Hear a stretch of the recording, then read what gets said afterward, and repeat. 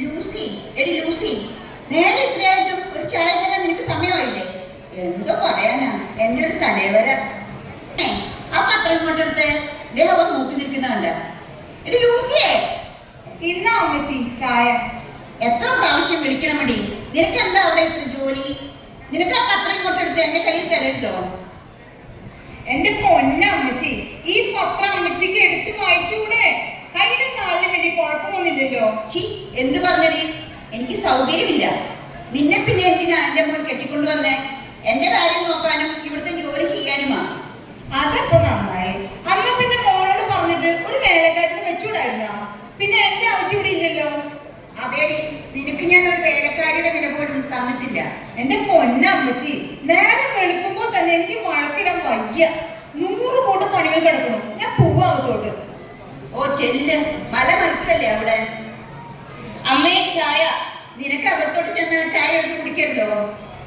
അമ്മച്ചിക്ക് അകത്തോട്ട് പോയി ചായ എടുത്ത് കുടിക്കാറില്ലേ? കുടിച്ചില്ലല്ലോ. എനിക്ക് ചായ ഇവിടെ കിട്ടണം. ദാ മോളെ ചായ. മോളെ, നീ പള്ളി പോ റെഡി ആയില്ലേ? ആ അമ്മേ, ഞാൻ പള്ളിയിൽ പോയിട്ട് കാറ്റേഷൻ കഴിഞ്ഞിട്ടേ വരൂ.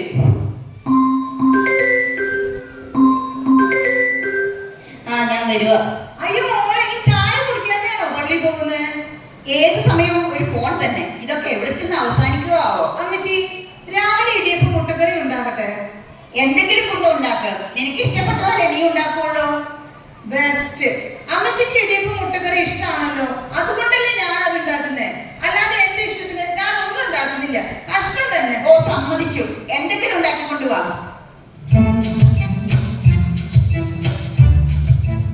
എന്താ ലൂസി, രാവിലെ തന്നെ ഇവിടെ ഒരു ബഹളം? ഇന്നൊരു ഞായറാഴ്ചയല്ലേ? എന്ത് പറയാനാടി, ഇവിടെ ഒരു സ്വസ്ഥതയും ഇല്ല. എപ്പോഴും വഴക്കാം. അമ്മച്ചി ഒരു സ്ഥലത്ത് ഇരുന്ന പിന്നെ എല്ലാ സാധനവും അവിടേക്ക് കൊണ്ടു ചെന്ന് കൊടുക്കണം. ഒരു പച്ചക്കറിയെങ്കിലും അരിഞ്ഞ് സഹായിച്ചുകൂടെ? എന്റെ കാര്യം വലിയ കഷ്ടാന്നേ.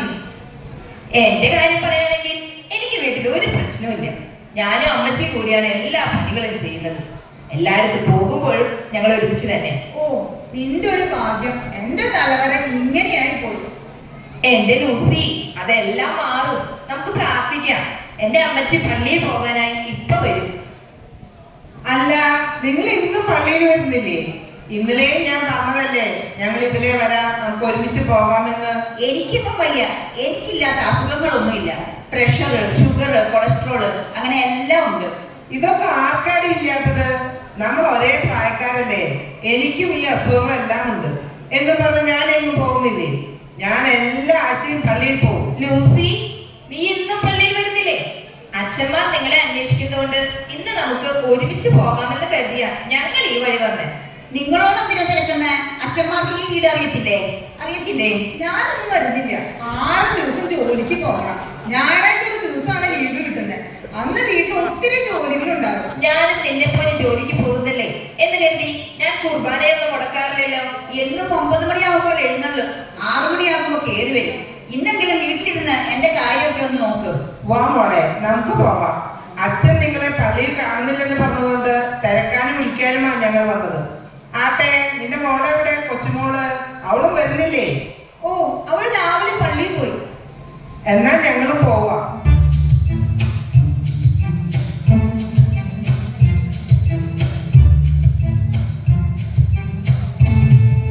ഇതിൽ വായിക്കാനൊന്നുമില്ല. ആ TV ഒന്ന് വെച്ചാൽ സിനിമ കാണായിരുന്നു.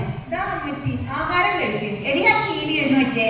TV കണ്ടുകൊണ്ട് ഭക്ഷണം കഴിക്കട്ടെ.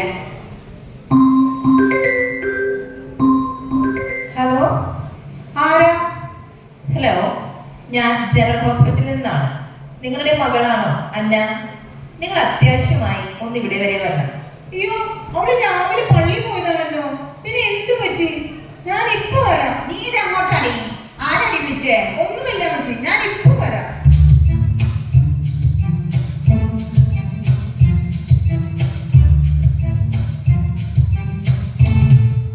ആ മോളോ, നിന്നെ കണ്ടിട്ട് എത്ര നാളായടി? നീ കുറെ നാളായല്ലോ ഇങ്ങോട്ട് വന്നിട്ട്. ഞാൻ അമ്മയെ ഒന്ന് കണ്ടിട്ട് പോകാൻ വന്നതാ. ചേച്ചി ഇവിടെ പോയി അമ്മേ? അവൾ ആരാണ്ടിയുടെ ഫോൺ വന്നിട്ട് എങ്ങോട്ടോ പോകുന്ന കണ്ടു. ആ അമ്മേ, എന്താ കഴിക്കണേ?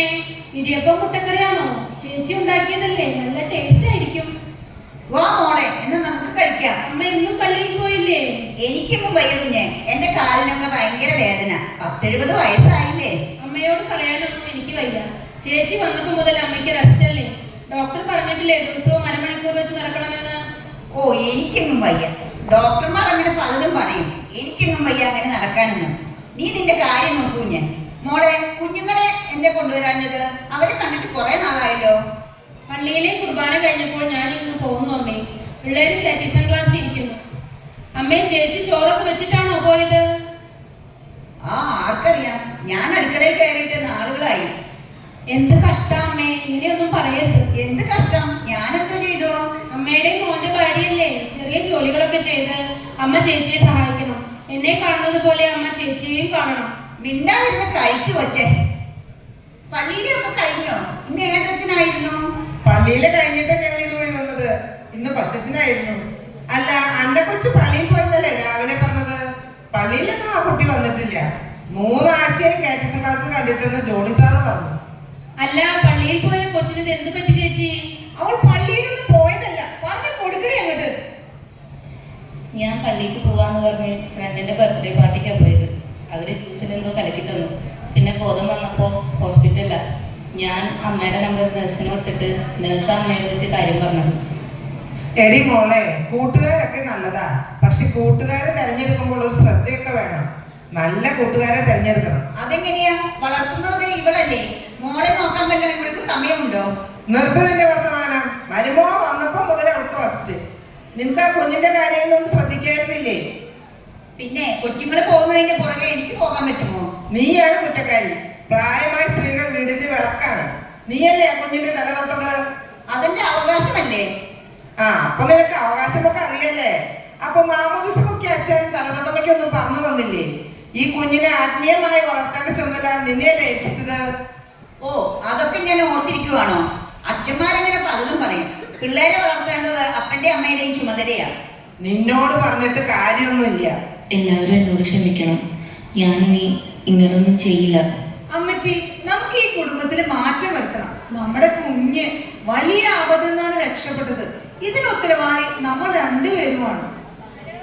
ഇനി മക്കളെ, നിങ്ങളോട് എല്ലാവരോടുമായിട്ട് എനിക്ക് പറയാനുള്ളത് ഇത്ര മാത്രമേ ഉള്ളൂ. ഒരു കുഞ്ഞും ജനിക്കുമ്പോൾ തെറ്റുകാരോ കുറ്റക്കാരോ ആയി ജനിക്കുന്നില്ല. അവർ വളർന്നു വരുന്ന ജീവിത സാഹചര്യങ്ങളാണ് അവരെ തെറ്റിലേക്ക് നയിക്കുന്നത്. അതിന് ഉത്തരവാദികൾ നമ്മൾ ഓരോരുത്തരും നമ്മുടെ ഭവനങ്ങളുമാണ്. ആദ്യം ഭവനങ്ങളിൽ മാറ്റം ഉണ്ടാകും. വരും തലമുറകൾ നശിക്കാതിരിക്കാൻ നമ്മൾക്ക് ഒരുമിച്ച് പരിശ്രമിക്കാം, പ്രാർത്ഥിക്കാം. എനിക്കെന്റെ തെറ്റ് മനസ്സിലായി. ഇന്നു മുതൽ നമ്മുടെ വീട്ടിൽ കുടുംബ പ്രാർത്ഥനയ്ക്കും പള്ളിയിൽ കുർബാനയ്ക്കും നമ്മൾ ഒരുമിച്ച് പങ്കെടുക്കും. 2026 പുതിയ മാറ്റത്തിന്റെ തുടക്കമാകട്ടെ എന്ന് ആശംസിക്കുന്നു.